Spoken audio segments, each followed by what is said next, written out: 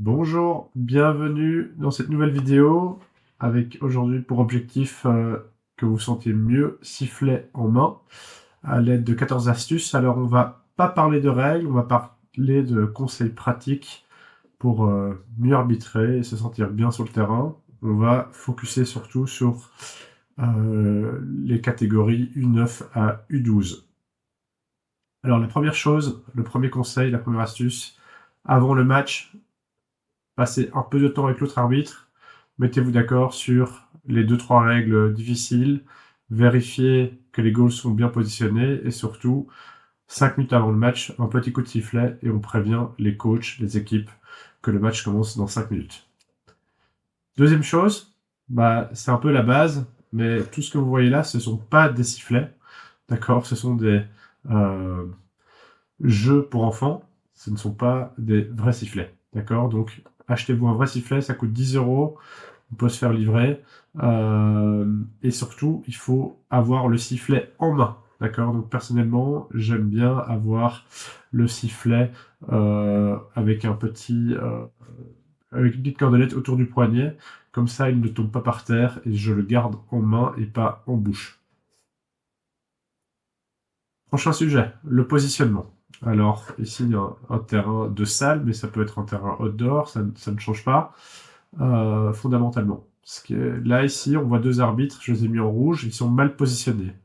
Euh, il faut que les arbitres soient décalés dans ce sens-ci. Donc là, ils sont bien dans le bon sens. Hein. L'arbitre va toujours occuper son côté, ce côté-là, et pas le côté opposé, d'accord? Ça, c'est la première chose. Mais ici, le problème, c'est qu'ils sont trop espacés, d'accord? Donc, typiquement, on va essayer de réduire l'écart à un quart du terrain, plus ou moins, pour avoir une idée, d'accord? Et la balle, elle est au milieu, d'accord? Il faut pas que la balle soit ici, si l'arbitre est ici, d'accord? La balle est toujours entre les deux arbitres, ça c'est la consigne. Si le problème, c'est que l'arbitre est au milieu du terrain, d'accord? Il n'a pas grand-chose à faire là, il doit être sur le côté. Donc là, on arrive enfin en bonne position. Ici, le problème est que l'arbitre est sur le côté, il doit plus venir près du goal pour voir la balle arriver, et lui, voilà, il pourrait être un peu plus près, d'accord? Voilà, la bonne position sur cette situation-là, on la voit, elle est illustrée, d'accord? Vous voyez que ici, je l'ai même repositionné un peu à l'intérieur parce que c'est une phase importante et comme ça, il voit, en cas d'envoi vers le goal, il voit exactement la trajectoire, d'accord? C'est aussi cette position-là qu'on aura si un penalty corner à partir des catégories U10, U11, U12. En Belgique, en tous les cas, l'arbitre va rentrer un peu sur la phase de penalty. Ok, donc la balle, elle est toujours entre les deux arbitres avec un quart de terrain. Ça veut dire que en cas de contre-attaque, cet arbitre-ci va devoir courir en marche arrière pour voir la balle et pour garder cet écart entre les deux arbitres. Voilà, ici en vert, un peu la zone dans laquelle on va se promener, chaque arbitre. Et peut-être, c'est pas fondamental, en tous les cas en U9, U10, mais en principe, on ne siffle pas dans le cercle adverse. S'il y a une grosse faute qui est sifflée, ou une grosse faute qui n'est pas sifflée, ou une erreur flagrante, on pourra arrêter le temps et discuter avec son collègue. Mais en principe, on ne siffle pas dans le cercle adverse. Dans les catégories où quand on est débutant, on peut encourager avant le match de dire écoute, je ne suis pas sensible, n'hésite pas à siffler dans mon cercle parce que je débute, d'accord? Voilà. Pas touche la balle. Alors une erreur que je vois beaucoup d'arbitres faire, c'est en fait ils ont encore un peu l'idée U7, U8 où c'est très important d'aller chercher la balle sinon les enfants ne jouent jamais. À partir du 9, on arrête de toucher la balle, d'accord? Et à partir du 12, j'ai envie de dire, c'est même une faute grave. Moi, j'avais tendance à dire aux arbitres dans les catégories U16, U19, etc., vous pouvez pas toucher la balle, parce qu'imaginez que vous remettez la balle un peu vite, ou vous aidez l'équipe à partir en contre-attaque, ben vous allez causer un goal et vous allez défavoriser une équipe et favoriser une autre. Donc, vous n'êtes pas ramasseur de balles, ça ne veut pas dire que, voilà, en U9, vous pouvez pas aider de temps en temps, mais a priori, votre job n'est de ne pas toucher la balle, d'accord? 5. Alors, lui, c'est un grand arbitre connu. D'ailleurs, je crois que c'est un match d'Euroleague ou de championnat d'Europe. Vous voyez sa position, je l'ai prise un peu pour rigoler, mais en fait, c'est important d'avoir une bonne posture. Tenez-vous droit. Plus vous êtes droit, plus vous aurez de l'autorité, plus on s'en sentira aussi en confiance, d'accord? Aussi, ressemblez à quelque chose, ne soyez pas complètement avec une écharpe qui pendouille, tenez-vous bien, même si vous n'avez pas la tenue officielle, tenez-vous bien et respectez, et donnez un peu une posture d'autorité. Aussi, quand vous sifflez quelque chose, on reviendra sur les gestes dans 2 secondes, mais tenez-vous droit, ne courez pas de travers, etc. Tenez-vous droit pour montrer, ok, je sais ce que j'ai sifflé. Et vous voyez ici, elle a le sifflet en bouche, mais elle a la petite cordelette. Et moi, j'ai toujours la cordelette autour du bras, et mon sifflet, je le ramène au moment où j'ai besoin de siffler. Siffler ce qu'on voit, c'est le conseil numéro 6, ça paraît évident, mais vous voyez, à partir du 9, on voit un kick, on siffle le kick, on voit un coup sur le stick, on siffle le coup sur le stick. D'accord? Avec l'exception de laisser l'avantage. Mais on va pas dire, ah, c'était pas grave, ou quelque chose comme ça. Non, il y a une faute, on la siffle, et c'est comme ça qu'on va aussi éduquer les enfants, et c'est comme ça qu'on va permettre de faire attention aux fautes. J'ai vu des matchs où on laisse passer un kick, un deuxième kick, un troisième kick, et en fait ça devient à quel moment on laisse passer le kick, à quel moment on le siffle. Non, on siffle tout ce qu'on voit pour la ligne. On va aussi moduler son intonation, d'accord? Une petite faute qui a été vue, d'accord? Une petite faute qui a été vue va avoir un petit coup de sifflet. Une grosse faute où un joueur arrive par derrière et dans les catégories garçons, à partir de U9, U10, ça commence à être un peu plus violent. Une grosse faute, on siffle beaucoup plus fort, on siffle beaucoup plus longtemps. D'accord? De manière générale, un arbitre débutant, il fait toujours la même erreur, il siffle pas du tout assez fort.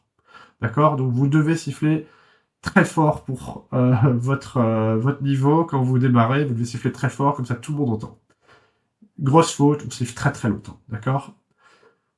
N'oubliez pas ça, et surtout vous avez un bon sifflet, d'accord? Et il y a une gestuelle claire. Dans votre tête, je le vois, l'erreur. Chaque week-end, je vois l'erreur. On siffle, l'arbitre montre quelque chose rapidement, et puis il remet ses mains. Non. On siffle, on tend le bras, et ensuite, on compte jusque 10 dans sa tête. On tend le bras, on compte jusque 10 dans sa tête. 1, 2, 3, 4, 5, 6, 7, 8, 9, 10. Et plus c'est bon, on baisse le bras. Chaque week-end, c'est la même chose. On siffle pas assez fort. On tend le bras pendant quelques secondes. Ou à peine, parce que j'ai vu que c'était un kick. Oui, mais les enfants apprennent les règles, ils ne savent pas. Et on montre pas. Donc, montrer pendant très longtemps. D'accord? Très important. On ne montre pas ce que l'autre arbitre a sifflé. On montre que ce que nous, on a sifflé. D'accord? Et on ne doit pas siffler tous les deux aussi. C'est l'erreur qu'on voit souvent. Mais je siffle, je montre, l'autre arbitre siffle, l'autre arbitre montre. D'accord? Sinon, il va y avoir de l'embrouille. Hein, on voit tout le temps, il y a un arbitre qui montre à gauche, l'autre arbitre qui montre à droite. Qu'est-ce qui se passe? L'équipe part en contre-attaque, etc., etc. Non. Celui qui siffle montre. Voilà. Alors, la gestuelle qu'on doit connaître, hein, donc ça, elle indique dans la direction de l'équipe attaquante. On siffle et puis on monte dans la direction qu'on attaque. Ici, on ne siffle pas. D'accord, petite astuce, elle montre dégagement, elle montre avec ses mains que la balle est sortie derrière la ligne de fond, et à ce moment-là, elle dit, voilà, c'est dégagement, d'accord? S'il y a une faute dans le cercle, elle va siffler, elle va pas montrer dégagement, elle va siffler, elle va faire comme ça, d'accord? C'est important, quand la balle sort des limites du jeu, on ne siffle pas, elle est juste sortie, sauf s'il y a confusion, on n'est pas certain, à ce moment-là, on va faire un petit coup de sifflet. Et ici, le geste pas à partir de U9, à partir de U10, en tout cas en Belgique. Voilà, le geste du penalty corner. D'accord? Donc ça, c'est une faute, ça, c'est un dégagement, et ça, c'est le penalty. Il y a un dernier geste, c'est le goal, on y revient dans 2 secondes. Montrer la faute. Oh, c'est dans le règlement, en fait, que l'arbitre doit montrer la faute. Ici, très simplement, il montre le pied, ou ici, il montre le pied, d'accord? Ici, il montre qu'il y a eu un backstick. Ici, l'arbitre montre qu'il y a eu une balle en hauteur un peu trop dangereuse, d'accord? On peut aussi montrer un coup sur le stick avec les mains. Il y a plusieurs possibilités. Mais montrer la faute, c'est comme ça que vous allez éduquer les enfants. Sifflez fort, on montre la faute et on a une gestuelle pendant au moins 10 secondes. D'accord? Après un goal. Alors en U9, U10, U11, il peut y avoir des matchs où il y a beaucoup de goals. C'est important de savoir ce qu'on fait après un goal. On siffle fort. On indique avec ses 2 mains le centre du terrain pour montrer, ok, on va redémarrer le jeu au centre du terrain. C'est goal. Et ensuite, on siffle.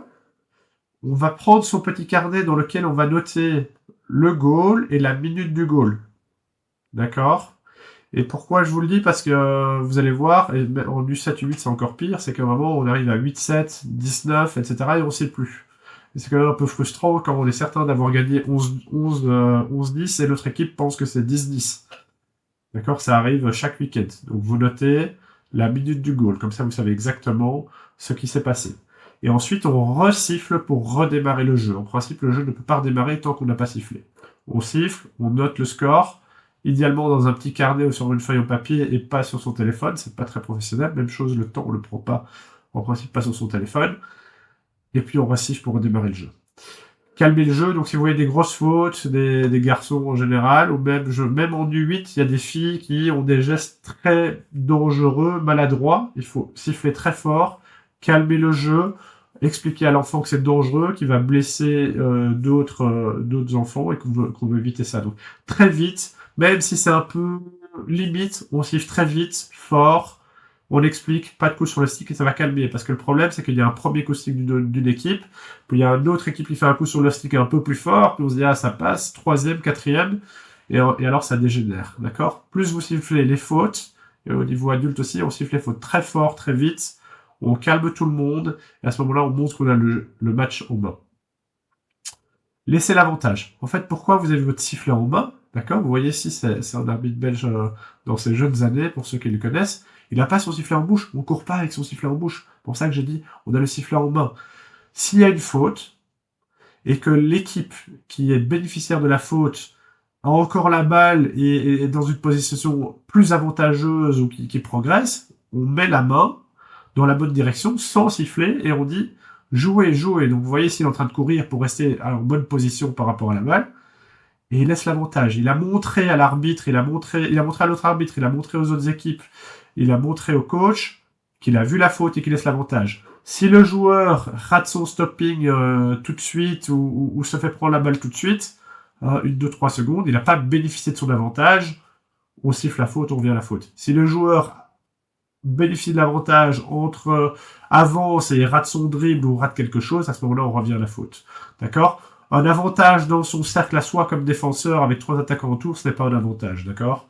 Un avantage, c'est que quand on est en position avantageuse près du goal, d'accord? Quand on est en défense et subjugué, il n'y a pas vraiment d'avantage, ok? Gestion du temps, on siffle au début du match, on siffle évidemment à la mi-temps et à la fin du match, on siffle un arrêt de temps. S'il y a un gardien qui se blesse, s'il y a un doute sur une faute, l'arbitre a sifflé quelque chose complètement, vous n'êtes pas d'accord, ou vous dites que vous avez vu autre chose, on arrête le temps, comme l'arbitre le montre, et on va parler à son collègue. Comme ça, les coachs savent aussi que le temps est arrêté. Et encore, la dernière chose que je voulais dire, c'est 2 minutes avant la fin de la mi-temps, on peut mettre ses 2 doigts en l'air, d'accord? On peut mettre ses 2 doigts en l'air pour indiquer qu'il reste 2 minutes. Ok. Et alors, ce que je vous conseille, vous avez votre chrono, et quand vous sifflez la mi-temps, vous resettez votre chrono, d'accord? C'est vous le maître du temps.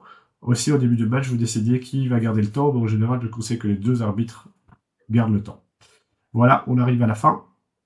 Si vous avez des coachs bienveillants, si vous avez éventuellement un arbitre plus expérimenté au bord du terrain, ou l'autre arbitre de l'autre club a plus d'expérience, n'hésitez pas à lui demander des conseils à la fin du match. Alors, des bons conseils, c'est par rapport au positionnement, c'est par rapport à l'intonation du sifflet, c'est par rapport à la gestuelle, c'est par rapport à laisser l'avantage, etc. C'est par rapport à comment j'ai calmé le jeu. Ce n'est pas par rapport à tu n'as pas vu ce kick là ou ce genre de choses. Ça arrive toujours, on fait des fautes. Il faut aussi expliquer aux coachs, aux joueurs, etc. L'arbitre fait des fautes comme les joueurs ratent des stoppings. Voilà, ce n'est pas par rapport à quelque chose que je n'ai pas vu, c'est par rapport à tout ce que je viens de vous expliquer. En fait, l'objectif de cette vidéo, c'est de vous donner ces 14 conseils, ces 14 astuces pour se sentir mieux siffler en main. Et je vois les arbitres débutants, ils passent beaucoup trop de temps sur les règles, ils passent beaucoup trop de temps sur la compréhension des règles, alors qu'en fait, toutes ces petites choses-là sont ultra importantes pour tenir le match en main. Félicitations, vous êtes arrivé à la fin, vous êtes motivé d'arbitrer, merci pour ça, merci pour tous les enfants. Bonne chance pour votre prochain match, n'hésitez pas à laisser un petit commentaire et à vous abonner si c'est utile. À très bientôt, merci beaucoup.